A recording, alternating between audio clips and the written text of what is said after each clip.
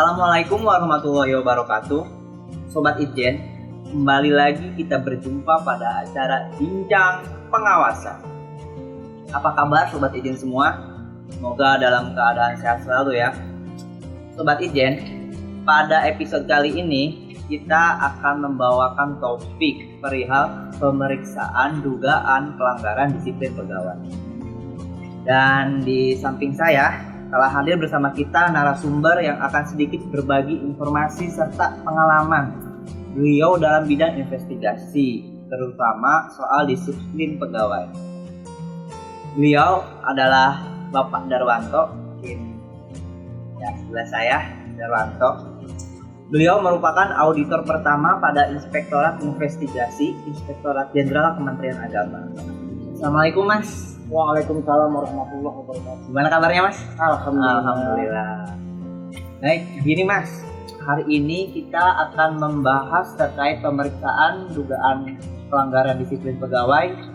Tapi mungkin sebelum kita masuk pada pembahasan utama nih Mas pada hari ini, agar Sobat Ijen bisa mengenal lebih dekat terkait Mas Darwanto ini, mungkin Mas bisa menceritakan dan memperkenalkan diri bagaimana perjalanan karir dari Inspektor Jenderal semenjak masuk hingga sekarang. Monggo Mas. Oke, boleh dibuka? Boleh. Lanjut. Terima kasih. Nama saya Darwanto. Kebetulan saya belum terlalu lama jadi PNS. Gig saya tahun 2011. Pengadaan CPNS tahun 2010. Kemudian mulai ngantor itu tahun 2011 bulan Juni, dan dilantik juga pada awal Juni tahun 2012. Jadi kalau karir saya sebagai PNS ya mungkin kira-kira sekitar dari 8 tahun. Dengan formasi saya waktu itu calon auditor. Berproses, kemudian sekitar tahun 2013 saya diklat pembentukan anggota tim untuk auditor. Terus kemudian 2015 awal, tepatnya 1 Februari, saya diesakan menjadi auditor pertama di Inspektorat Investigasi. Jadi ketika itu langsung di Inspektorat Investigasi. Iya betul. Namun selang 1 hari kemudian status saya sudah nonaktif karena saya tugas belajar kan. Jadi proses pengajuan tugas belajar di bulan-bulan sebelumnya sudah saya ajukan. Akhirnya 2 Februari 2015 saya resmi tugas belajar di Bandung. Waktu itu di Universitas Pajajaran, jurusannya Magister Akuntansi, spesialisasinya kebetulan audit juga. Jadi saya berpikir bahwa kayaknya sebelum ngaudit kita memperdalam keilmuan dulu lah. Itu karena memang background S1 saya juga S1 akuntansi. Jadi saya mulai aktif ngaudit itu kira-kira selepas kuliah itu sekitar bulan Maret tahun 2017. Jadi sebenarnya portofolio saya di bidang audit ya yang auditnya khusus investigasi ya dari awal 2017 sampai hari ini. Cuma memang kalau pengalaman saya di bidang kepegawaian dari pertama kali masuk. Jadi memang saat pertama kali masuk saya sudah di kepegawaian sampai kemudian diangkat menjadi auditor. Makanya kemudian hari ini kita membahas soal pemeriksaan dugaan pelanggaran disiplin PNS ini ya. Sebenarnya memang dunia yang saya alami dari awal sampai sekarang kira-kira seperti itu. Mungkin itu singkat saja boleh saya. Baik, mungkin Bapak ini Mas Darwanto ini memang dari awal itu sudah bergelut di dunia kepegawaian ya. Oke, mungkin terkait topik Pak, Mas ya. Mas boleh aja. Mas ya. D juga boleh deh. Apa sih Mas terkait apa sih yang dimaksud disiplin PNS dan bagaimana PNS dapat dikatakan melanggar disiplin PNS itu? Nah, jadi kalau seseorang ini statusnya sudah menjadi PNS, maka ada yang melekat kepada diri dia. namanya disiplin PNS. Jadi kalau dia statusnya sudah PNS, maka dia punya harus punya kesediaan ataupun kesanggupan menjalankan kewajiban dan larangan. Kewajiban dan larangan itu untuk seluruh peraturan perundang-undangan yang berlaku ya. Jadi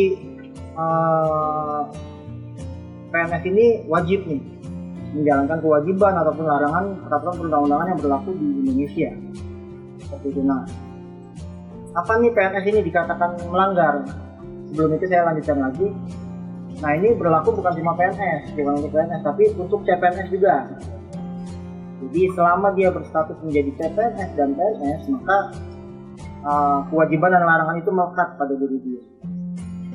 Apabila misalnya perbuatan itu dilakukan sebelum dia jadi CPNS, maka itu tidak berlaku disiplin PNS ini. Ataupun misalnya setelah dia pensiun, apalagi misalnya setelah dia meninggal misalnya, kan udah nggak berlaku lagi. Kapan bisa dianggap PNS ini melanggar? Kan misalnya apa yang dia lakukan, baik itu perilaku atau perbuatan, baik itu lisan, baik itu tulisan dan segala halnya, itu melanggar peraturan perundang-undangan, maka dia dianggap melanggar disiplin PNS. Nah, itu juga tidak mengikat bagi yang bersangkutan di jam kerja saja. Jadi baik itu di jam kerja ataupun di luar jam kerja, baik itu dia saat ada di kantor ataupun dia saat tidur ataupun dia saat sedang di mana-mana, kalau status dia masih menyandang sebagai PNS, maka itu kewajiban dia sebagai PNS. Mungkin itu. Tadi kan disebutkan tentang kewajiban dan larangan. Nah, mungkin regulasi apa Pak yang mengatur terkait kewajiban dan larangan sebagai PNS itu? Nah, bicara regulasi, hari ini kan sudah keluar namanya Undang-Undang 5 tahun 2014 tentang aparatur sipil negara. Nah, dalam hal ini seharusnya ada peraturan pemerintah yang mengatur tentang disiplin PNS. Cuma sampai hari ini peraturan turunan yang mengatur tentang disiplin PNS dari Undang-Undang 5 tahun 2014 itu belum ada. Maka yang digunakan sampai hari ini adalah peraturan pemerintah nomor 53 tahun 2010 tentang disiplin PNS. Jadi undang-undangnya baru, PP-nya PP yang lama. Karena ya belum ada turunannya Pak ya. Nah, PP 53 tahun 2010 ini ada turunannya, namanya Peraturan Kepala BKN nomor 21 tahun 2010. Nah, di Perka BKN 21 2010 itu dijelaskan secara eksplisit tata cara, misalnya mulai dari pemanggilan, pemeriksaan, dan hal-hal yang detail-detail yang ada di PP 53 tahun 2010. Mungkin regulasinya nanti yang akan kita bahas nggak jauh dari PP 53 2010 beserta turunannya di RKBKN nomor 21 tahun 2010. Wah ya, jadi mungkin pertanyaan selanjutnya itu dalam PP nomor 53 tahun 2010 itu disebutkan nggak Pak apa saja sih larangan dan kewajiban bagi PNS? Nah, prinsipnya tadi bahwa peraturan perundang-undangan yang mengikat seorang warga negara itu menjadi kewajiban PNS juga untuk dipatuhi. Cuma kalau di PP 53 tahun 2010 itu dijelaskan di pasal 3 untuk kewajibannya itu ada 17 item, terus kemudian larangannya itu ada 15 item. Jadi ketika nanti ada seorang PNS yang diduga melakukan suatu pelanggaran, nanti akan dicari kecocokannya di masing-masing pasal itu, cocoknya yang mana nih misalnya. Kira-kira seperti itu. Dan bila ada PNS yang melanggar dari regulasi PP 53 itu dari beberapa item itu apa seperti itu? Nah, itu tadi kita nggak jauh-jauh dari situ. Jadi kalau hukuman itu kan ada hukuman ringan, ada hukuman sedang, dan ada hukuman berat. Nanti ada kriterianya. Jadi kalau misalnya hukuman ringan itu kan ada teguran lisan, kemudian teguran tertulis, kemudian yang terakhir pernyataan tidak puas secara tertulis. Ini dia strata nih. Jadi yang paling ringan ini teguran lisan. Terus yang agak naiknya lagi teguran tertulis, yang ringan paling tingginya pernyataan tidak puas secara tertulis. Nah, di atas ringan ini ada lagi hukuman sedang nih. Hukuman sedang itu juga ada 3 klaster. Yang sedang yang paling ringan itu adalah penundaan kenaikan gaji berkala selama 1 tahun. Terus kemudian tingkatan yang lebih beratnya lagi adalah penundaan kenaikan pangkat selama 1 tahun. Baru yang sedang yang terberatnya adalah penurunan pangkat selama 1 tahun. Kemudian ada lagi di atas sedang itu berat. Nah, di atas berat udah nggak ada lagi. Nah, berat ini ada 5 tingkatan. Jadi yang pertama itu penurunan pangkat setingkat lebih rendah selama 3 tahun.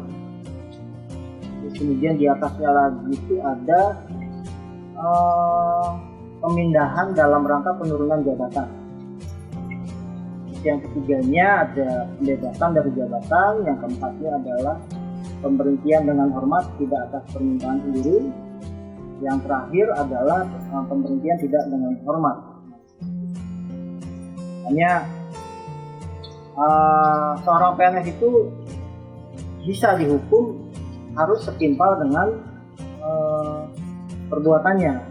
Jadi nanti yang setimpalnya dia dengan apa nih? Nanti bisa jadi hukumannya ringan, atau bisa jadi hukumannya sedang, ataupun hukumannya berat. Kira-kira mungkin seperti itu jenis-jenis hukuman disiplin. Ada pembahasan lanjutan lagi, misalnya gini. Jadi hukuman disiplin itu kan ada yang ringan, ada yang sedang, ada yang berat. Nah, itu masing-masing hukuman disiplin itu mungkin kita bisa bagi menjadi 3 klaster. Yang pertama adalah hukuman disiplin yang bersifat absolut. Jadi kalau dia melanggar A, maka hukumannya pasti B. Itu absolut ya, pasti ya. Yang kedua adalah hukuman disiplin yang mempertimbangkan yang bersifat limitatif. Jadi kalau limitatif itu kan dia ada taraf kesalahan, nanti yang paling tinggi apa, nanti saya kasih contohnya teman-teman. Dan yang ketiga adalah hukuman disiplin yang mempertimbangkan dampak. Apakah dampaknya ini terhadap unit kerja ataupun kader, apakah dampaknya ini terhadap kementerian ataupun instansi, dan yang terakhir apakah dampaknya ini terhadap negara. Itu masing-masing hukuman disiplinnya beda. Kita akan bahas. Yang pertama adalah yang bersifat absolut. Saya ambil contohnya aja ya. Misalnya di pasal 4 itu ada larangan untuk menyalahgunakan wewenang. Ketika ada PNS ataupun pejabat yang terkena klausul pelanggaran penyalahgunaan wewenang, maka hukuman disiplinnya itu harus berat. Makanya kita harus hati-hati melabelkan pelanggarannya apa nih. Kalau misalnya dia pelanggarannya penyalahgunaan wewenang, itu sudah absolut harus berat. Tinggal nanti kemudian taraf beratnya itu apakah berat yang ringan ataupun berat yang terberat. Jadi itu sudah absolut nih. Ataupun misalnya ketika ada pimpinan yang tidak bisa membina bawahannya. Kalau misalnya dia sengaja, berarti hukumannya sedang. Tapi kalau dia tidak sengaja, maka hukumannya ringan. Jadi sudah di klaster itu absolut, nggak bisa geser kemana-mana. Jadi yang absolut mungkin itu ya, sedikit gambarannya. Terus kemudian ada lagi yang bersifat limitatif. Limitatif itu cuma ada 2. Jadi terkait dengan perintah mematuhi jam kerja. Yang kedua adalah SKP. Nah, limitatif ini bertingkat nih. Misalnya ketika dia ada akumulasi ketidakhadiran 5 hari, maka hukuman disiplinnya lisan atau ringan yang teringan. Begitu juga akhirnya akan berangsur-angsur ketika misalnya 6-15 hari begitu terus. Jadi limitatif itu dia bertahap dan berjenjang.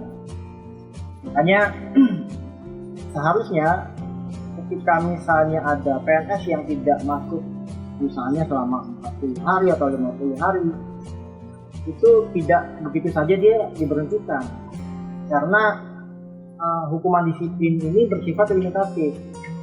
Jadi harus intinya bertahap dan berjenjang. Makanya ketika dia nggak masuk 5 hari, harusnya kan diproses ya. Jadi ketika dia tidak masuk 10 hari dan seterusnya diproses lagi. Makanya hukuman disiplin yang bersifat limitatif ini sebenarnya agak susah diaplikasikan pada posisi hukuman disiplin yang langsung berat. Jadi dia memang harus bertahap dan berjenjang tadi limitatif. Terus kemudian yang ketiga apa tadi? Dampak. Nah, tadi yang pendekatan 3 tadi itu ada di PKBKN 21 tahun 2010, tapi memang tidak disebutkan secara eksplisit ya, absolut, limitatif, dan dampak. Nah, kalau misalnya dampak itu misalnya contoh pelanggaran terhadap peraturan perundang-undangan. Nah, pelanggaran terhadap perundang-undangan ini kita tidak bisa langsung menjudge bahwa nanti hukuman disiplinnya berat ataupun sedang ataupun ringan, tidak seperti limitatif atau absolut. Tapi kalau yang kewajiban untuk melaksanakan peraturan perundang-undangan ini, kita lihat pelanggarannya ini dia berdampaknya sejauh mana. Kalau misalnya pelanggaran terhadap perundang-undangan ini berdampak kepada unit kerjanya saja, maka hukuman disiplinnya ya ditransfer di ringan saja. Tapi kalau misalnya pelanggaran perundang-undangannya ini berdampak ke instansi atau kementerian, maka hukuman disiplinnya sedang. Tinggal dipilih nih, sedang yang ringan, sedang yang di tengah, atau sedang yang berat. Nanti masing-masing punya pertimbangan. Nah, kalau misalnya kemudian pelanggaran terhadap peraturan perundang-undangan ini berdampak kepada negara, maka itu sudah pasti berat. Jadi memang masing-masing hukuman disiplin ini ada pendekatannya dan ada klausul yang harus dibangunnya, yang cocoknya yang mana kira-kira.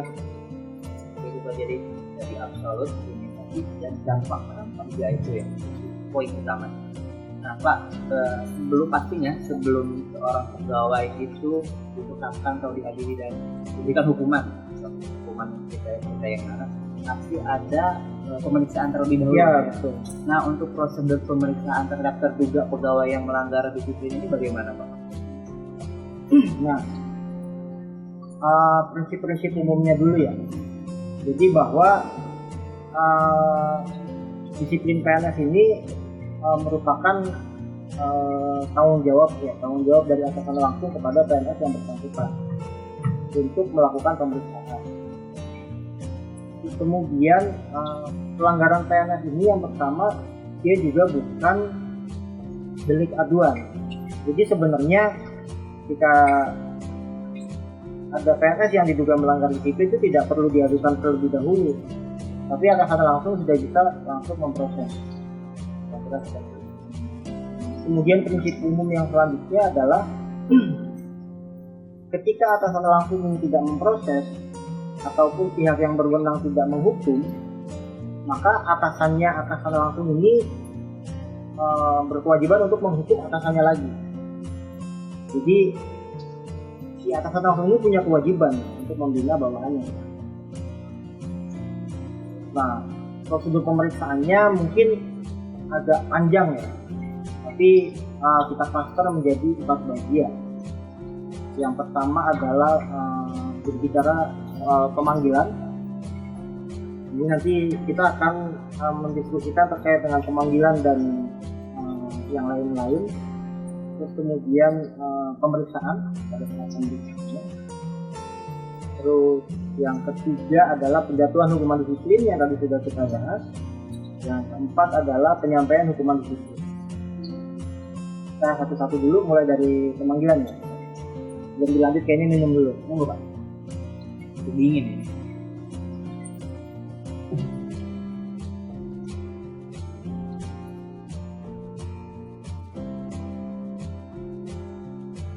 Nah, proses pemeriksaan dugaan pelanggaran disiplin PNS ini sebenarnya bukan barang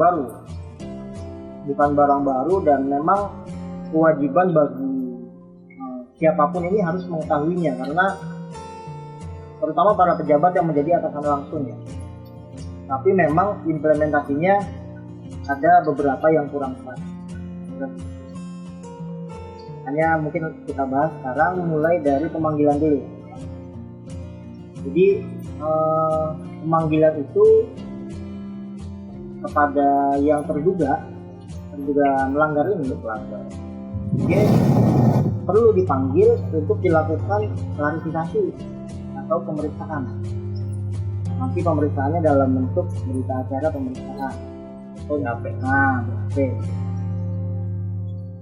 Nah, sebelum adanya proses pemanggilan ini ada lagi proses-proses yang sebelumnya. Misalnya si A ini diduga melanggar satu perbuatan, misalnya hoaks dan sebagainya. Maka sebelum dilakukan pemanggilan, si atasan langsung ataupun pejabat yang berwenang perlu melakukan pengambilan data, pengumpulan bukti dan keterangan. Makanya sebelum dilakukan pemanggilan, tim pemeriksa ini perlu mengumpulkan bukti-bukti. Bener nggak sih si PNS ini melakukan pelanggaran, kan gitu. Hanya sebelum melakukan proses pemanggilan, ada proses pengumpulan bukti dan keterangan. Jadi bahasanya kalau disingkat itu full bucket. Bisa full bucket bentuknya, bisa bentuk klarifikasi, bisa bentuk pencarian data, bisa bentuk audit investigasi. Kalau saya pribadi biasanya ditugaskan dalam bentuk audit investigasi. Gitu. Jadi setelah proses klarifikasi ini selesai, maka dilakukanlah proses pemanggilan untuk dilakukan PHP. Nah, dalam pemanggilan ini ada instrumen-instrumen yang perlu dilengkapi. Sebelum pemanggilan itu perlu adanya dibentuk tim pemeriksa. Jadi tim pemeriksanya harus dibentuk dulu nih. Tim pemeriksanya itu dari siapa aja? Unsur-unsurnya. Nah, tim pemeriksa itu yang paling utama adalah atasan langsung. Jadi atasan langsung ini bisa memeriksa bawahannya, hanya atasan langsung. Namun ketika dugaan pelanggarannya ini sedang atau berat, di Perka BKN itu disebutkan dapat menambahkan unsur pengawasan. Makanya di Keputusan Menteri Agama nomor 59 tahun 2012, jadi kewenangan atas dugaan pelanggaran disiplin PNS yang sedang dan berat diserahkan kepada Inspektorat Jenderal Kementerian Agama. Makanya tim pemeriksa ini nanti akan terdiri dari unsur atasan langsung. Nah, atasan langsung ini dia harus atasan langsung secara berjenjang. Jadi kalau misalnya staff, atasan langsungnya berarti kasubagnya ya. Nah, kasubag, kalau misalnya kasubagnya ini tidak bisa, ataupun misalnya ternyata kasubagnya ini baru dilantik nih, golongannya lebih rendah nih dari si staffnya, nggak boleh juga. Minimal golongannya harus sama. Makanya atasan langsung secara berjenjang, oh berarti kabaknya. Jadi atasan langsungnya kabak. Terus kemudian unsur kepegawaian. Jadi unsur yang pertama atasan langsung, unsur yang kedua unsur pegawaian. Sama, golongannya juga tidak boleh di bawah daripada yang diperiksa, minimal sama. Yang ketiga adalah unsur pengawasan. Nah, unsur pengawasan ini dari Inspektorat Jenderal Kementerian Agama. Kalau misalnya dugaan pelanggaran ini sedang ataupun berat. Jadi yang pertama dibikin dulu tuh surat pembentukan tim pemeriksa. Outline-nya sudah ada di KBKN nomor 2. Jadi kalau itu sudah clear, dibuatlah surat perintah untuk melakukan pemeriksaan dari pejabat yang berwenang. Jadi timnya udah dibentuk, setelah itu diperintahkan untuk melakukan pemeriksaan. Ini harus bertahap nih, jadi nggak boleh surat perintah pemeriksaan dulu baru dibentuk, kan nggak mungkin. Jadi dibentuk dulu, baru diperintah untuk melakukan pemeriksaan. Jadi surat yang pertama pembentukan, surat yang kedua perintah untuk melakukan pemeriksaan. Nah, setelah itu dua dilewati, baru kemudian PNS yang terduga ini dipanggil. Maka keluarlah yang surat yang ketiga, namanya surat panggilan 1. Nah, jadi kalau SP1 kan surat panggilan 1 nih, di narasinya panggilan 1 dan sifatnya rahasia. Jadi panggilan 1 ini sifatnya rahasia nih, bukan barang publik, tapi khusus tim pemeriksa dan yang bersangkutan saja. Jadi karena sifatnya rahasia memang tidak boleh orang lain yang tahu. Nah, pada saat proses pemanggilan itu juga ada prosedur juga yang harus dilewati. Jadi misalnya yang pertama, pemanggilan itu harus dilakukan paling lambat 7 hari sejak tanggal dipanggilnya. 7 harinya 7 hari kerja. Terus kemudian ketika misalnya pada saat hari H si terduganya ini tidak hadir, maka dilakukan panggilan 2 sama 7 hari juga. Pada saat panggilan kedua ternyata tidak hadir juga, maka si PNS yang bersangkutan ini dapat dijatuhkan hukuman disiplin sesuai dengan data permintaan keterangan yang tadi pas di awal kita ambil. Jadi si PNS ketika misalnya dia tidak hadir selama 2 kali panggilan, itu sudah bisa dihukum sesuai dengan kesalahan-kesalahan yang kita dapatkan saat pengawasan. Nah, itu secara administratif juga harus dilengkapi. Misalnya pada saat panggilan itu juga perlu dibuatkan tanda terima. Terus masing-masing administrasi tadi itu dibuatkan rangkap minimal 3 rangkap. Nanti secara detail di KBKN 21 tahun 2010. Jadi ini pemanggilannya sudah selesai nih kira-kira. Yang bersangkutan juga sudah menerima nih kan, buat tanda terima. Oke. Kemudian pada saat pemeriksaan offline BAP itu juga sudah disiapkan di KBKN nomor 21 tahun 2010. Template-nya sudah disiapkan. Hanya nama-nama tim pemeriksa, terperiksa, dugaannya apa, pertanyaan-pertanyaan standarnya apa, baru kemudian terkait dengan pembuktian data yang kita peroleh tadi. Kira seperti itu. Pada selesai dilakukan BAP, itu kita bahasanya lebih enak BAP. Selesai dilakukan BAP, maka tim pemeriksa ini membuat laporan hasil pemeriksaan. Jadi menarasikan, menganalisis dari hasil full bucket yang didapatkan, kemudian dari hasil BAP yang diterima, kemudian sampai kepada merekomendasikan hukuman disiplin pada pihak yang berwenang. Jadi proses yang pertama sudah tadi pemanggilan, pemeriksaan sudah, terus kemudian penjatuhan hukuman disiplin. Penjatuhan hukuman disiplin tadi sudah dibahas juga kan? Ya. Yang terakhir adalah penyampaian hukuman disiplin. Ya setelah selesai ya sudah sampaikan aja kepada yang bersangkutan dan sifatnya juga reaktif.